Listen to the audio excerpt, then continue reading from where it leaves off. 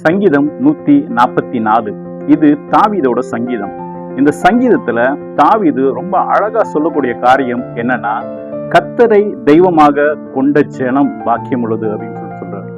தாவீது தன்னுடைய வாழ்க்கையில கர்த்தரை தெய்வமாக வச்சதுனால அவனுடைய வாழ்க்கையில பார்த்தா எல்லா காரியத்திலையும் ஆண்டவர் அவனுக்கு வெற்றியை தருகிறார்.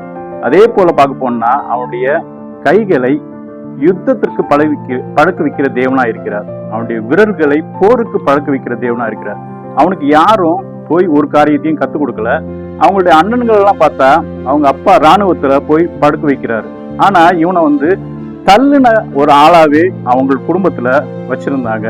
ஆனா ஆண்டவர் என்ன பண்ணாருன்னா, தள்ளப்பட்ட கல்லே மூளைக்கு தலைக்கல் ஆயிற்று அப்படின்னு சொல்லிட்டு அவருடைய வசனத்தின்படி தாவீத தலைக்கு மூளைக்கல்லாக அவனை தூக்கி வச்சு ஒரு ராஜாவாக அவனை மாற்றினாரு. நம்மளுடைய வாழ்க்கையிலையும் தேவனை தெய்வமாக நம்ம வச்சிருக்கும் பொழுது நம்மளும் பாக்கியமுள்ள ஜனமாக மாற முடியும்.